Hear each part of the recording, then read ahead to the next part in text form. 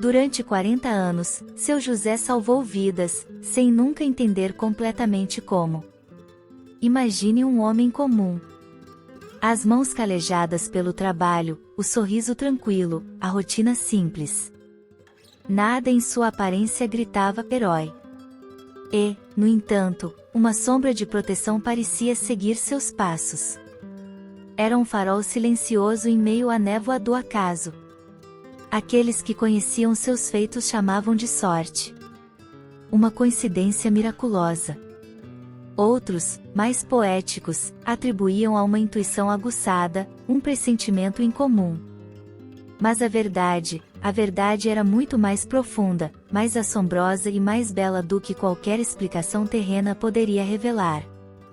Ela começava sempre com um sutil calafrio na nuca.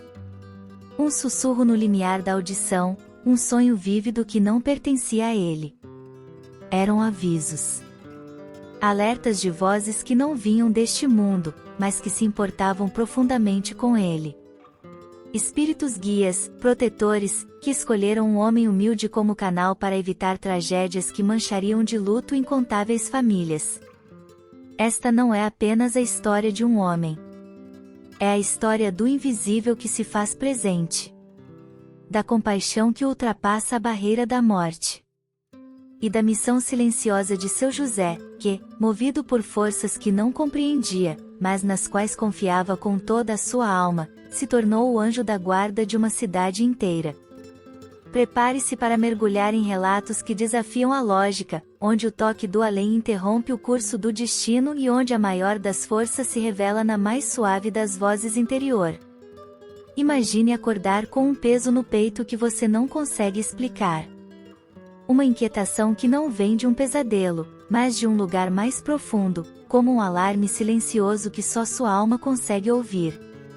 Foi assim que tudo começou para seu José, numa comum manhã de 1987. Enquanto a cidade de Santos Dumont despertava para mais um dia tranquilo, ele, um homem simples de fé inabalável, sentia o mundo invisível se mover ao seu redor. Você já sentiu um pressentimento tão forte que pareceu uma ordem? Algo que fez seus pelos se arrepiarem e seu coração acelerar sem motivo aparente? Foi exatamente essa sensação que tomou conta dele enquanto olhava pela janela, sabendo, com uma certeza aterradora, que o perigo se aproximava. Na estação ferroviária, o cenário era de normalidade. Famílias felizes, passageiros distraídos, a vida seguindo seu fluxo. Mas seu José conseguia ver além da superfície. Ele não era um homem de poderes especiais, mas um instrumento. Um canal. E quando avistou o menino brincando perto dos trilhos, cada fibra do seu ser gritou. O sussurro tornou-se um grito interno, urgente e inegável: corra, José! Agora! O que você faria se uma voz interior, carregada de uma autoridade sobrenatural, lhe desse uma ordem para salvar alguém? Ele não pensou duas vezes. Sua reação foi puro instinto guiado por uma força maior. O resgate foi milimétrico, um balé de destino onde 3 segundos separaram a vida da tragédia. O silêncio que se seguiu ao rugido do trem foi mais eloquente que qualquer aplauso. Os olhares de incredulidade, o choro de alívio da mãe, a pergunta que pairava no ar: como você soube?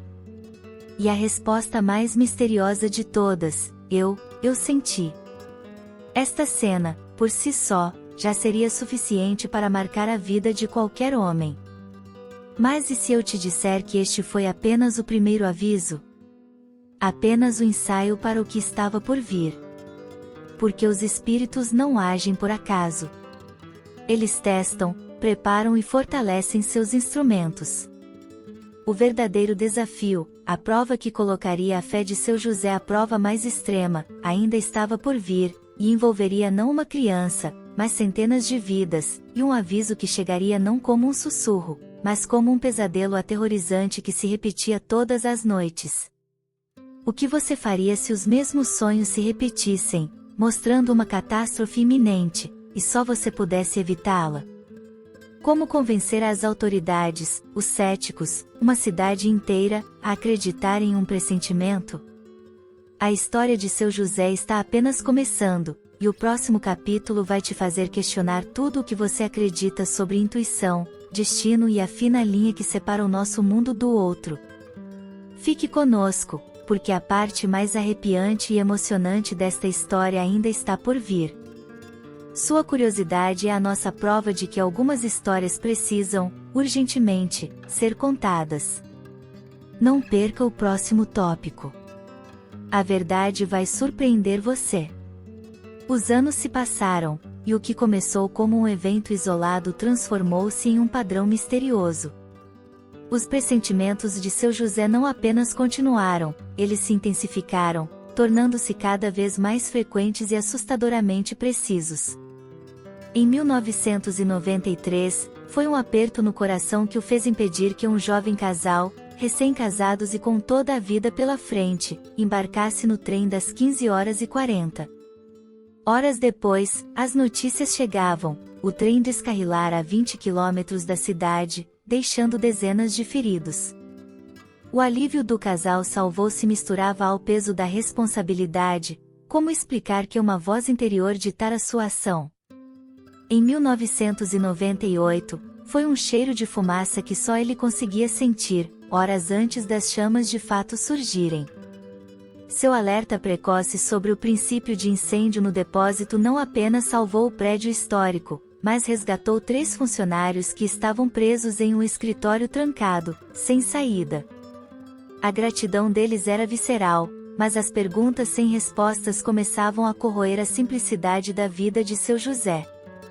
A cidade de Santos Dumont, outrora unânime em seu carinho pelo porteiro, começou a se dividir. Sussurros nas padarias e nos corredores da prefeitura ecoavam sentimentos conflitantes. Alguns o chamavam de profeta, um homem de Deus, abençoado. Crianças apontavam para ele na rua com um misto de admiração e temor. Mas havia também os olhares laterais, as conversas que paravam quando ele se aproximava. Como ele sempre sabe, questionavam alguns, com a voz carregada de desconfiança. Será que atrai o mal que prevê? Insinuavam outros, num raciocínio torto, mas profundamente doloroso.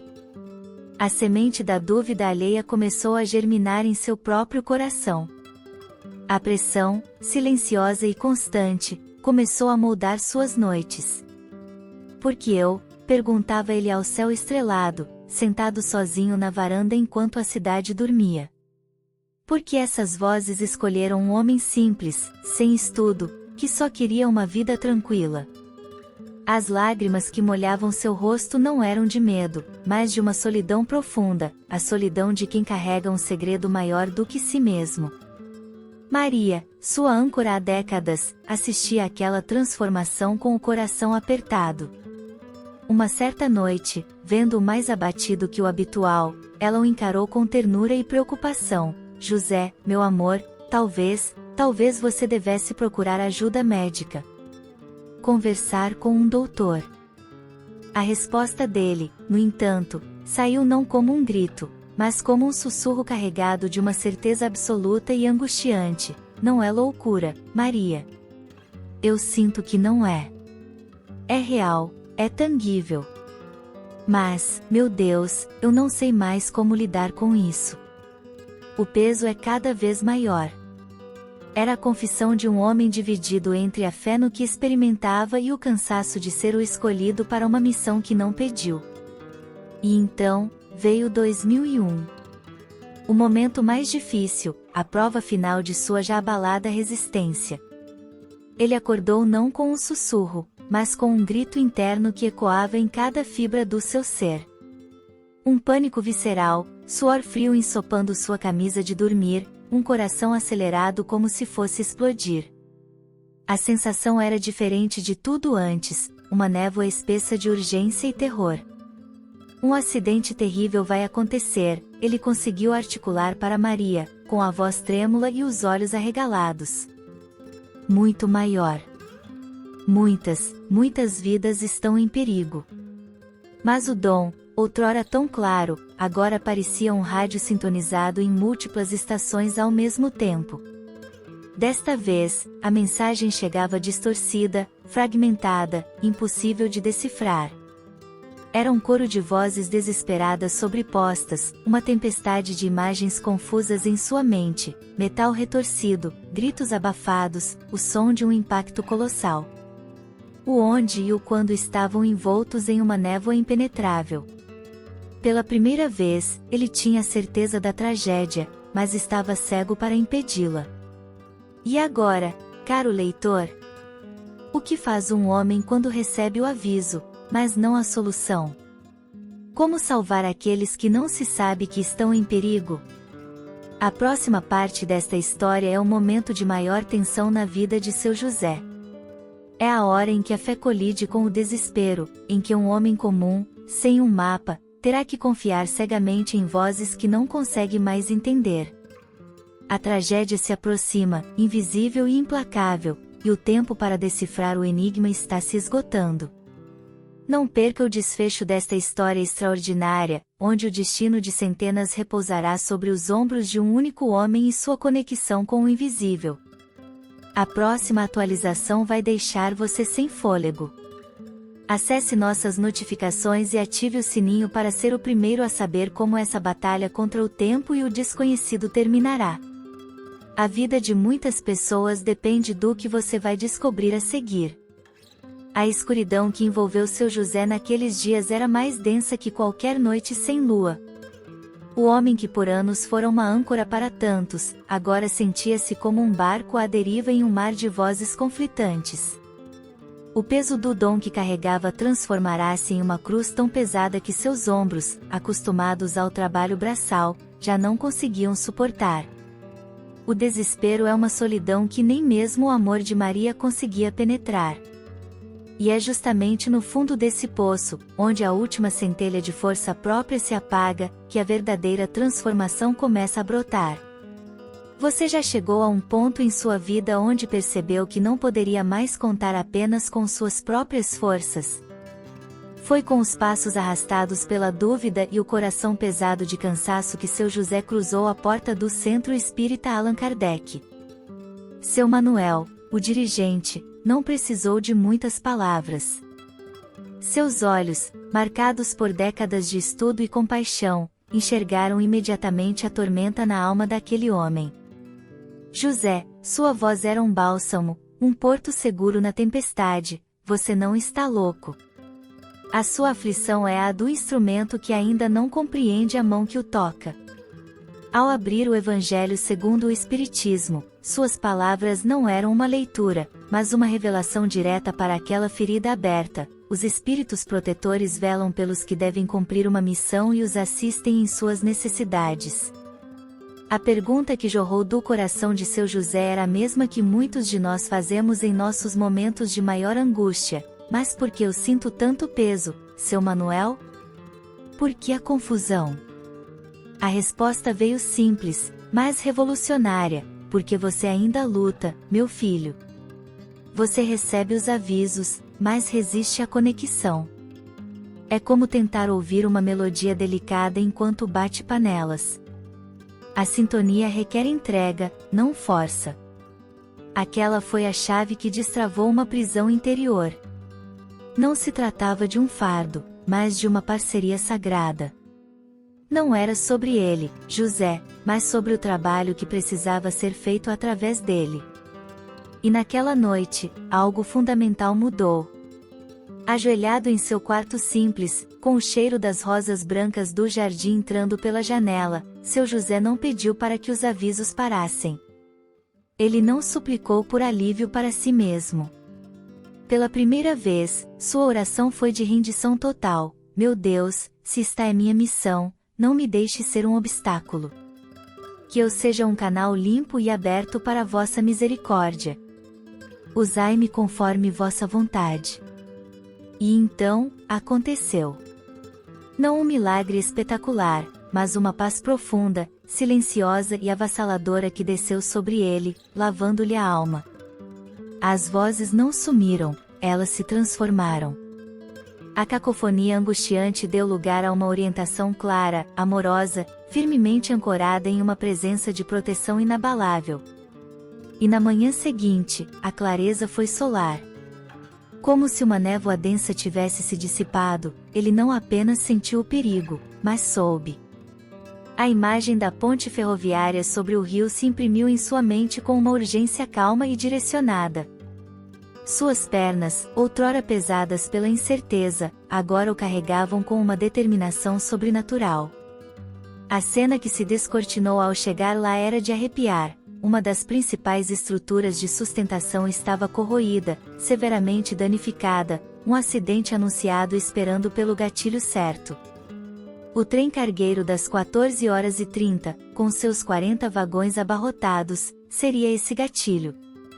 E o colapso da ponte não significaria apenas uma tragédia ferroviária, significaria a morte de mais de 100 crianças que, do outro lado do rio, participavam de um inocente piquenique escolar. A corrida de seu José até a estação não era mais a de um homem atormentado, mas a de um mensageiro confiante. Ao acionar o sinal de emergência, sua mão não tremia. Ele não era mais o protagonista da história, era o conduto. E quando o trem foi detido a tempo, quando a ponte foi interditada e as crianças salvas, não houve euforia em seu coração, mas uma gratidão profunda e humilde. 200 vidas foram poupadas naquele dia, mas uma vida foi verdadeiramente salva, a de seu José, que finalmente havia entendido que a verdadeira força reside não em controlar o dom, mas em se render a ele. E você, caro leitor, já se perguntou qual é a sua ponte? Aquela estrutura da sua vida que, sem a devida sintonia e entrega, pode ruir sob o peso das circunstâncias? A história de seu José nos ensina que nossas maiores batalhas são, muitas vezes, travadas no silêncio da nossa aceitação. Mas esta jornada ainda não terminou. O que acontece quando uma vida de serviço silencioso chega ao seu capítulo final? O desfecho emocionante que vem a seguir vai revelar o último e mais tocante aviso que os espíritos prepararam para seu José, um aviso que não era para salvar estranhos, mas para preparar seu próprio coração para a maior de todas as transições. O episódio final vai lhe mostrar que a mesma sintonia que salvou centenas de vidas, também pode oferecer o maior consolo para a despedida. Não perca o emocionante fechamento dessa história que promete não apenas engajar, mas transformar. Acompanhe conosco até o fim e descubra o legado de um homem que aprendeu a ouvir o invisível. A vida de seu José não foi marcada por riquezas materiais ou títulos impressionantes, mas por algo infinitamente mais valioso, a capacidade de se fazer instrumento. Após aquele momento de virada na ponte, ele não apenas aceitou sua missão, ele a abraçou com uma serenidade que só nasce da compreensão mais profunda. O fardo transformou-se em propósito. A confusão deu lugar a uma clareza divina. Ele havia aprendido a lição mais importante: a verdadeira força não está em controlar o dom, mas em se render a ele, tornando-se um canal limpo para o bem. Durante seus últimos anos na estação, até sua aposentadoria em 2010, seu José continuou sua obra silenciosa. Cada vida salva, cada tragédia evitada, não era um triunfo pessoal, mas uma prova do amor que transcende a morte. Sua humildade tornou-se sua maior sabedoria. Quando os curiosos insistiam em saber como ele fazia, sua resposta era sempre a mesma, tingida por uma paz genuína: não sou eu quem faz. Sou apenas um canal. Os verdadeiros salvadores são aqueles que já partiram, mas continuam velando por nós com infinito amor. Maria, sua companheira de todas as horas, resumiu perfeitamente o que testemunhou por décadas: José me ensinou que a mediunidade não é um dom para nos engrandecermos, mas uma oportunidade de servirmos ao próximo. E servir ele serviu, até seu último suspiro. O falecimento de seu José em 2018, aos 83 anos, não foi um fim, mas uma celebração de uma vida inteiramente dedicada ao outro. Seu velório não foi um espaço de luto, mas de gratidão viva. Gerações se reuniram para contar suas histórias.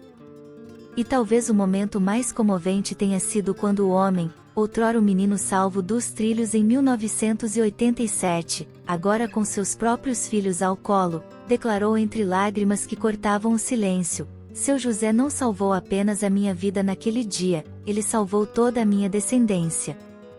O amor dele ecoa no tempo. Esta é a essência da mensagem que seu José nos deixa.